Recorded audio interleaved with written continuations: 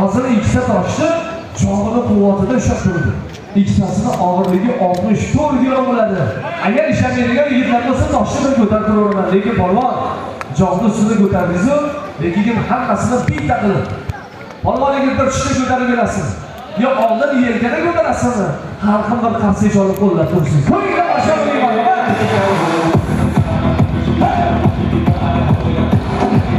Yigitlar toshni yeydi.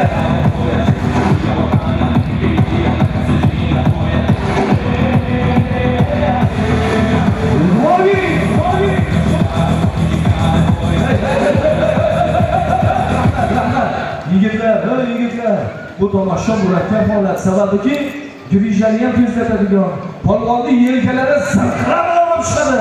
Lekin ozgina xato yaxshilik olib kelmaydi. Ha! E'tibor beringlar, to'rtta toshga qo'shib, ishni yigitga og'irligini birovga yordamisiz. Ammo qarsi bo'lsa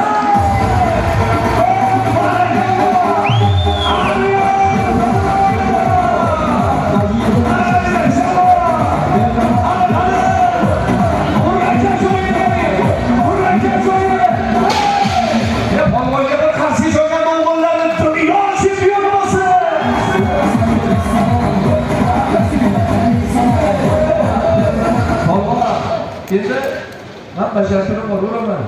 Başarısızlar. Yigitlar, toshloq kelinglar, toshloq kelinglar. To'rtta toshni ko'tarib oladilar. Yelkasini quvvatida, oyoq quvvatida. Lekin yigitlar, London o'tkazinglar. Aql olib kelinglar, barchasi ishlarni bir ko'tarsin. Hali keling. Shular bo'lasiz, shular bo'lasiz. Mana polvon kurashni o'tkazing, kurashni o'tkazing.